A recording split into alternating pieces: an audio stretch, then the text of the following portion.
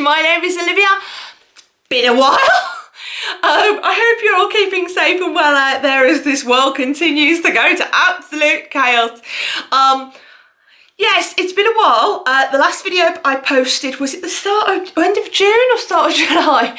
It was a few weeks ago, and was my kind of piece, what I felt I had to say on kind of the Black Lives Matter movement and why I thought it was so important. I took a break from filming for a combination of work got a bit crazy, very crazy, and I was tired. I think my mental health was getting me down quite a lot, so I stepped away.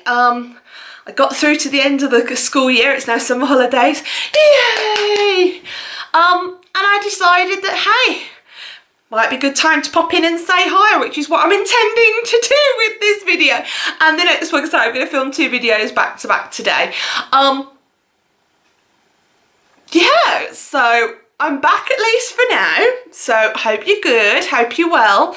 And I am back today with one of the funniest videos that I get to do and film while I am been part of this wonderful world for nearly 2 years now, would you believe? I get to do the mid-year book freak out tag, the kind of mid-year goal point, even though it's late July. When I'm doing this, I'm a bit late to the party. You can see how we're doing with goals, what we've been reading, what we've been liking, what we've not been liking, etc, etc, etc. So that is what I'm here to do with you today. What I'm also going to film this afternoon is next week, starting Monday the 20th, is the reading rush. Yes, it is that time of year again. So I will be releasing my TBR for the reading rush probably a bit later today. I'm filming this on Saturday, it's going to go up on Sunday, and then I think the reading rush starts Monday. It's all going crazy here at Stage Bookish Central. But today we are here for Freak Out Tag. We are here for 12 questions. I need to get my list of questions because I have a little pile of books in front of me and I'm not going to remember what the questions are. So I have 12 questions in total. Being that I am now the grand old age of 35, I'm not going to do the question about my fictional crush. I'm a little bit old. I've got a few fictional best friends that I quite like, but no, we're not going to do the question about fictional crush. But otherwise, 12 questions, let's get going. So the first question we are going to look at is, what is your favourite read of 2020 so far? Now I have to say, and I don't know whether this is because last year I had an unbelievable reading year, some unbelievable, found some books that are on my all-time faves, or just because this year has been, it's been a moment, a long moment. But I haven't had, I would say, I've had some books that I've loved. I haven't had any books that have blown me away. So when I was looking at this question in particular, like what has been my favourite book to read, these aren't necessarily 5 stars, but they are ones that I have got enjoyment out of the most, or that have captivated my attention the most, if that makes sense. So I chose 2 for this because I couldn't split them. First one is We Set the Dark on Fire by Taylor K. Magia. It's there's sapphic romance. It's very kind of Handmaid's Tale meets an action movie with a bit of Spanish flavour and twist. I love the action in this. I love the twists and turns. I love the bond between the 2 main characters. The sequel to this, which I thought I had with me and I don't, We Unleash the Merciless Storm, came out earlier this year, so I'm really looking forward to reading that. So this is number 1. The other one was, I was so thankful I enjoyed it, because it's not very often, well, you always pray that your most anticipated books of the year are going to live up to their standards. Some do, as the book I'm about to show you, some don't. We'll get to that in a couple of questions time. So my most anticipated read of the year and one of my favourite reads of the year so far is The Kingdom of Back by Marie Lu. I've had this on my radar for at least 12 months now, I think, since it had been announced. And this is the, I don't know if you can see we've got silver edges. This was the edition from the March Owl Crate box, which had the theme music of the night. I was like Phantom of the Opera. This essentially tells the story of Mozart, Wolfgang Amadeus Mozart and his younger sister, his older sister Nana, and actually tells her story. That it's kind of a mix of historical fact and fiction with a bit of kind of magical elements to it, because it is kind of told in stories that Mozart had an older sister. but there's magical elements in this that definitely didn't happen, but if they did, I'd love to know where. So they kind of go on this kind of quest together, and, you know, she's expected to, you know, do what she wants to a certain age, and then she needs to be a proper woman, and she needs to get married and do good for her family, but she doesn't want to do that. She wants to keep playing piano and making music. So her Nana and her younger brother Mozart create this kind of magical world between them that's called the Kingdom of Bach. And there's characters that come from that, maybe that starts turning against them a little bit, but it's just really captivating read. I loved it. I actually read this in one sitting, and I listened to, I think it was a playlist of kind of just classical music, possibly some Mozart, on this, and I loved it. And it just was really immersive, really, really magical. Love Marie Lou's writing, and I mean, that cover, I know we've got a question later about the most beautiful cover you've bought. I mean, seriously. Gorgeous, isn't it? Gorgeous. So those were my top 2 for my favourite books of the year so far. Question 2 is the best sequel you have read in 2020 so far. And I never ever thought I would say this on my channel, but the best sequel I've read, and actually I'm going to include the kind of the whole series here, so it's a little bit of a cheat. The best series I've read so far in 2020, and including the best sequel, it's The Infernal Devices by Cassandra Clare. Oh yes. Am I turning into a Shadowhunters fan? I very well might be. It was my youngest sister Morgan, who has recently turned 16. She thinks she's in her mid-30s with her attitude. But she's my little weirdo and I love her. She convinced me to read this. She's been obsessed with the kind of the original Shadowhunter book, so City of Bones, City of Ashes, and that whole series. And she was like, oh, the next one I need to read is The Infernal Devices. She said, you might like that because it's like historical fiction. I was like, okay, I'll give it a go. And we did a buddy read. It was back, I think, start of April. We did it not long after lockdown had started. And we did a buddy read. We read all 3 back to back. And originally I think it was meant to take us 3 weeks because we were going to do a week a book. I think we did it in about a week and a half because we were both obsessed by these series. I can see why Cassandra Clare is so loved. Put it that way. I can totally see it. I totally get it. I was in this story. I was invested. I was like, oh my God, I have found my new sassy love child in Magnus Bane. He is just, oh, it's just so good. Don't let anyone put you off. Morgan is still trying to convince me to read the original Shadowhunters books. Not sure if I'm going to go there yet, but don't let kind of these big series put you off, because I didn't expect to love the Infernal Devices as much as I did, and I am absolutely obsessed with them. I've got now Chain of Gold, which follows the characters in the Infernal Devices, follows their children, so I'm going to be hopefully looking at that over the summer. Chain of Iron, the follow-up to that, as the cover's just been released. I don't know how Cassandra Clare does it, but even if you don't want to commit to the whole series, read the Infernal Devices and thank me later, because it's so worth it and it's so good and it rips your heart out and smashes it to pieces and builds it back up. I'm just going to moment with that. Love it. Question 3, new release you haven't read yet but you want to. If you could literally see the stack of books that is piled next to me, all of new releases, most of which I bought during lockdown, because what else has there been to do? I've spent a lot of money. But I will read them all. And the one that probably, there's quite a few on here that stand out to me. I haven't read Elizabeth Acevedo's new one yet, although I'm probably going to listen to that.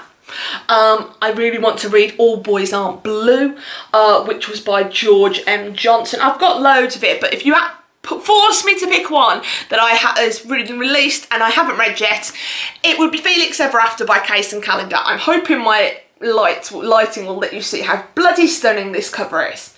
I've seen people reading this left, right and centre, and now I know it's, pardon if I get this wrong, trans boy who's just come out of top surgery, trying to find his way in the world. Apparently it's beautiful, it's emotive, it's so real. And I'm just dying to read it, I think. Did this have the pretty undercover? I mean, look, it's a yellow book with pink writing. Who was the last person I saw rave about this? Lala. I watched Lala's mid-year freakout tag earlier in the week and she raved about this as well. I'm desperate to get my hands on this. And his other one that I've got, Hurricane Child, which is Case and Calendar's middle grade. I'm just obsessed.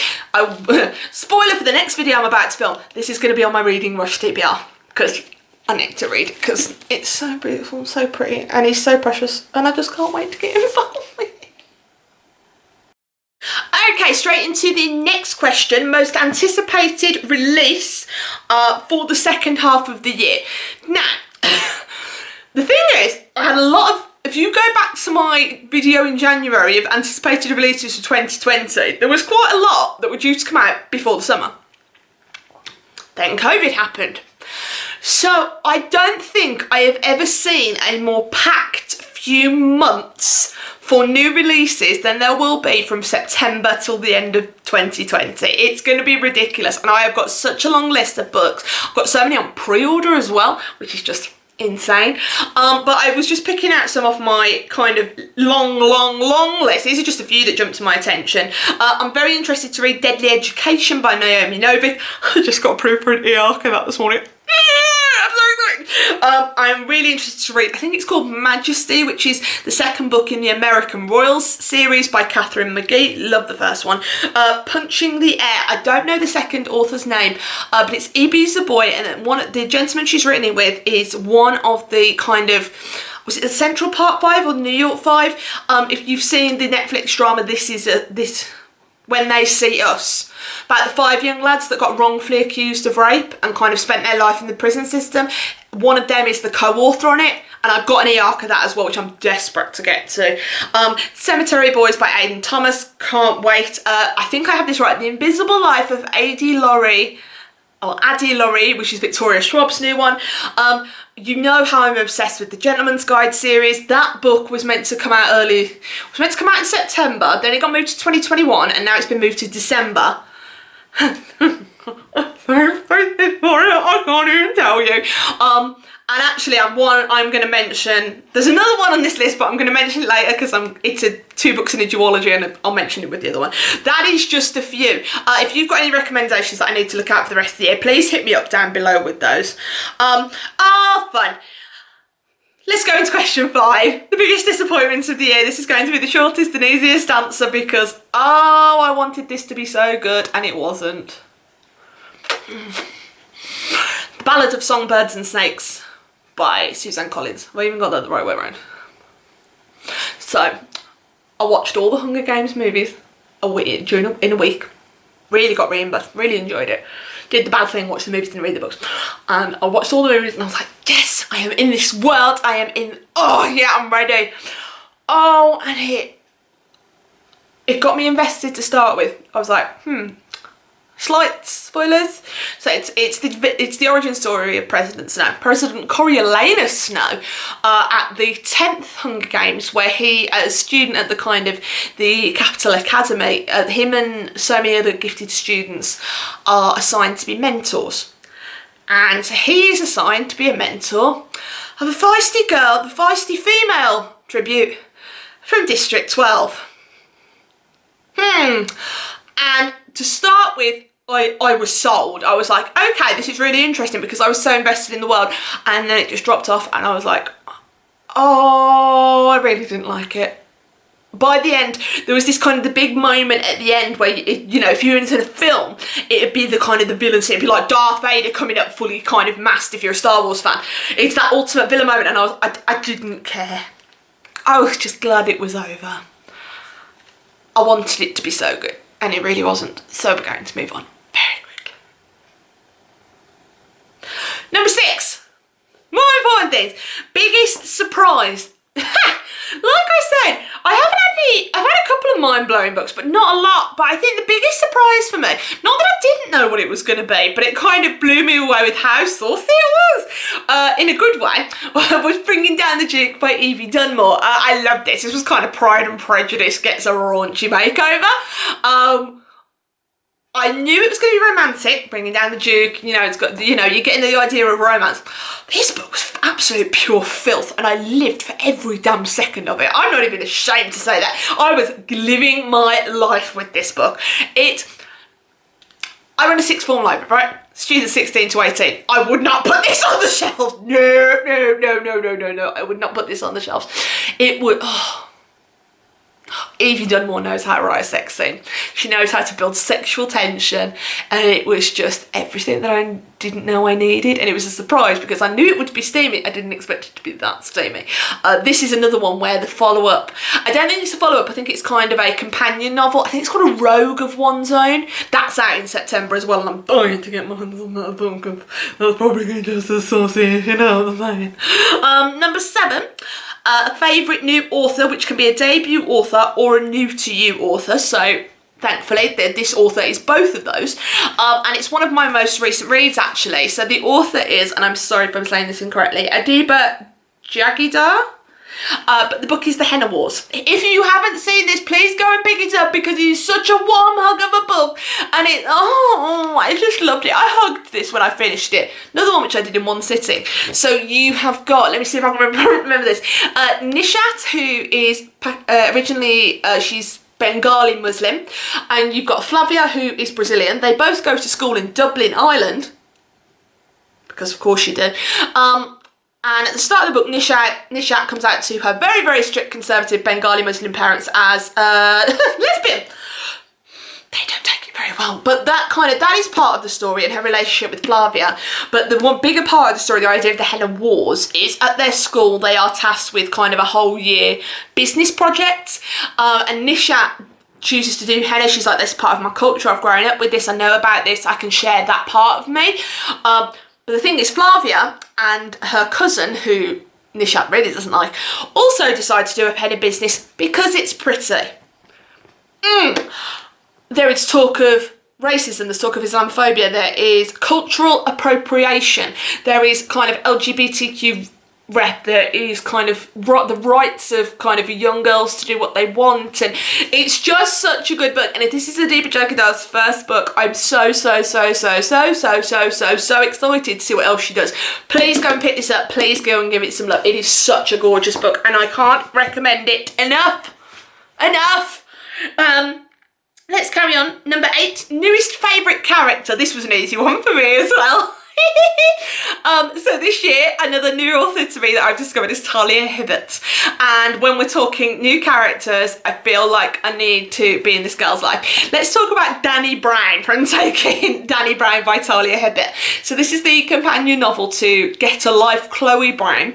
So you've got Chloe Brown and Dani Brown are sisters, and then next year we're getting a book, I think it's called Act Your Age, Eve Brown. So it's the 3 Brown sisters. But in this one, Dani Brown, oh my god, she's an absolute, I stand this queen. So she is a black, fat, bisexual witch who's teaching a PhD class and having a romance with a guy who's an ex-rugby player and is really soft-spoken and likes romance novels.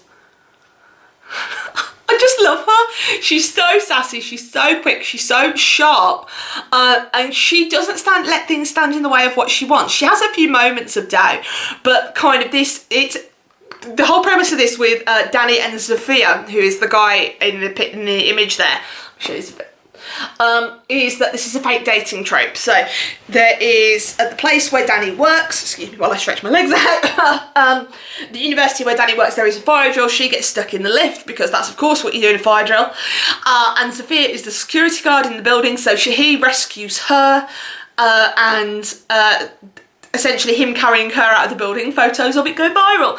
What you learn is he runs a charity, and he actually just says to Dani, it's really good for my charity if you and me kind of are together, and Dani's like, okay, I'll do that.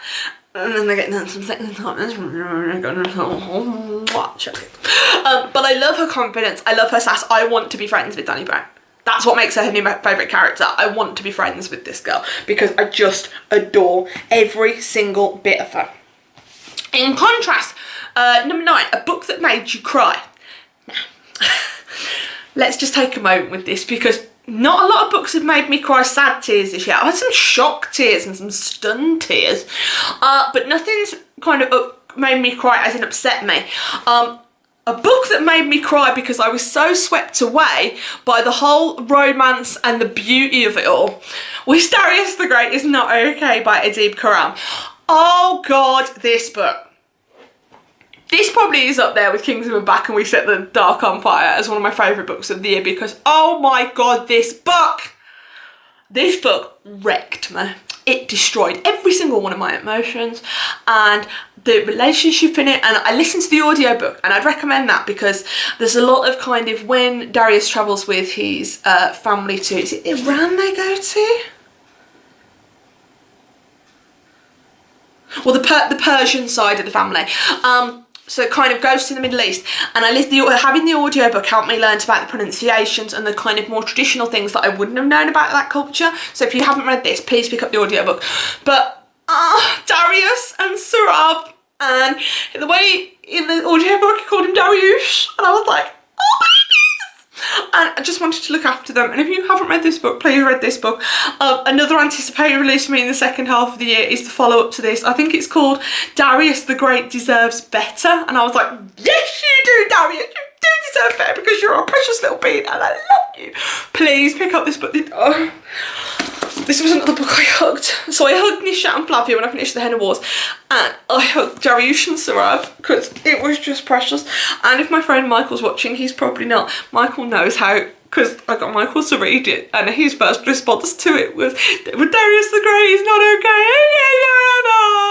To the point I think he said he's going to burn things. He's going to burn things down if Darius and Sarab don't end up together in the second book. He won't. I won't let him do it. I won't let him do it. 2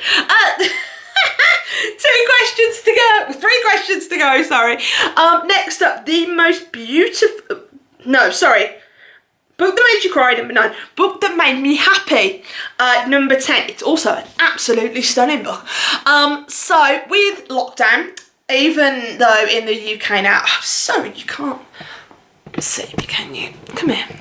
That's better.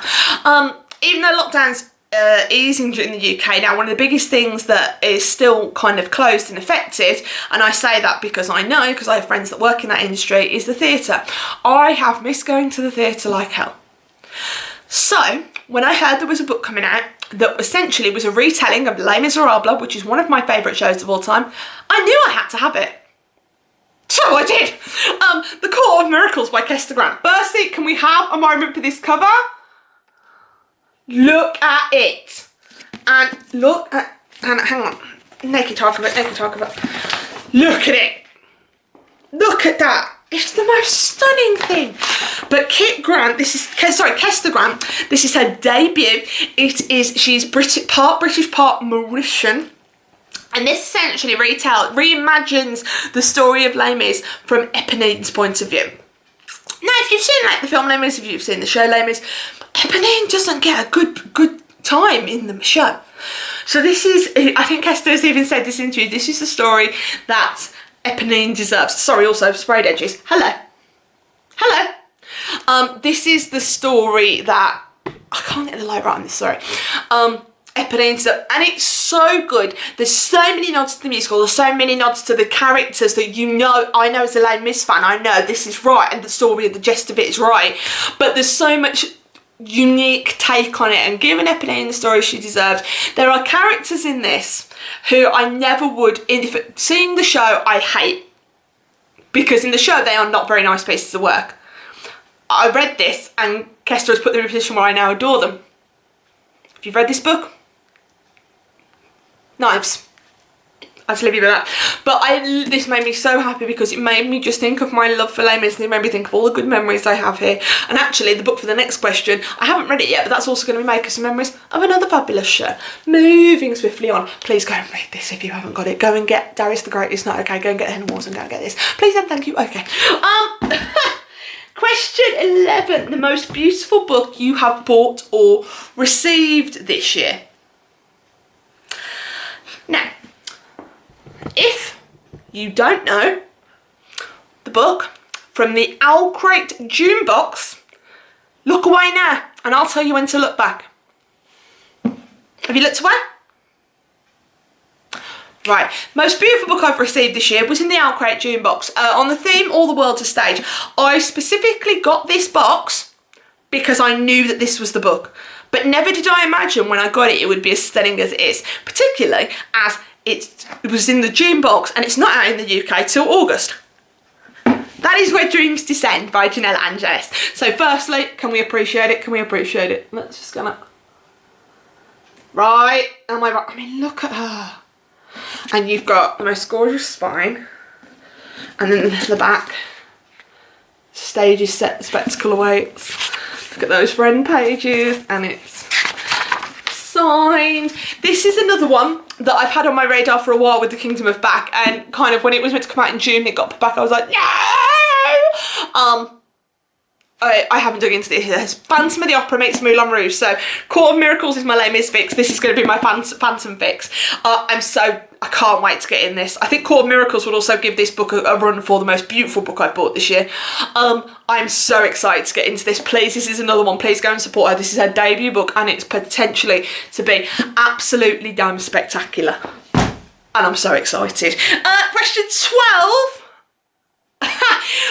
Books you need to read before the end of the year. I need to read all the books. All the books. Is there any next to me that I can just pull out and show you? So, I need to read Clap When You Land. I need to read All Boys Aren't Blue. I need to read, this was the other case and calendar one as well. I need to read King and the Dragonflies. I need to read Reading with Amy has started me on this guy, TJ Klune. I'm hearing a lot about this. The House in the Cerulean Sea adult fantasy, and his new one, The Extraordinaries, has just come today. I need to read all the books because I've got books. What I will say is, if ever you kind of come on here looking for updates, if at any point I'm not here, please come and see me over on Instagram at StageyBookish, or one word, all lowercase. I post a lot more regularly on there. God, what is this lighting doing? Seriously. But that's it for the mid-year book freakout tag. I'm sorry about the intermittent lighting. The sun can't decide whether it's going in or coming out here in the UK at the moment. What have been your favourite books of the year so far? Hit me up down below with some recommendations, some suggestions. You are going to see another video from me, if not today, first thing tomorrow morning. I'm filming them both today, Saturday. But it'll either be later today or tomorrow morning with my Reading Rush TBR. I'm hoping to vlog if I can do so. If not, I will probably see you after the Reading Rush with a full wrap-up of everything I've been reading. Look after yourselves, folks. Stay safe, stay well, keep smiling. This has been Olivia at Stagey Bookish. See you on the next one. Bye!